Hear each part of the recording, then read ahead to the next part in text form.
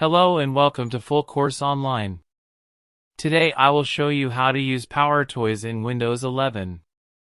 PowerToys is a free set of utilities from Microsoft that makes Windows faster, smarter, and easier to use.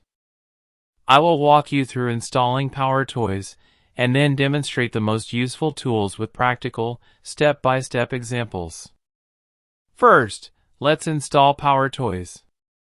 Open your web browser and search for Windows 11 PowerToys.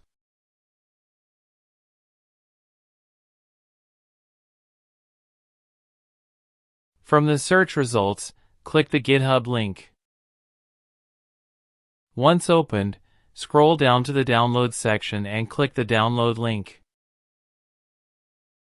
Select your operating system and the download will start automatically. When the download finishes, run the installer. Click Yes if Windows asks for permission.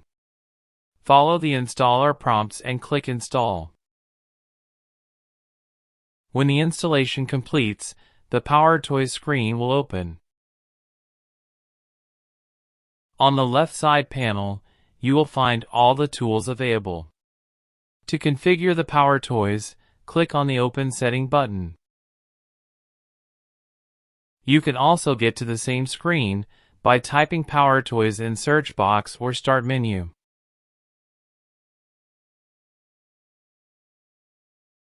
Let's explore its interface. On the left side, you'll see many tabs. The options on the right side change based on the tab you select. The Home tab is open by default. At the top center, there is a search box for finding tools quickly. Below that, there is a link to the current PowerToys version's features. Make sure your computer is connected to the internet to view them. Then there is the Message Center, which notifies you about the app. The Quick Access area shows your most used tools. On the right, you'll see a complete list of all the available tools. Some tools are enabled, while others are disabled. To enable a tool, simply toggle the switch on. You'll also find a list of keyboard shortcuts used to access the tools. Now let's click the General tab. The search box is available here as well. You'll also find links to documentation, the GitHub repository, and other resources.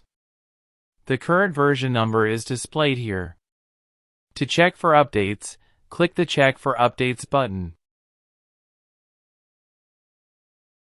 Click the arrow next to the button to see more update options. Similarly, you can change the language and theme.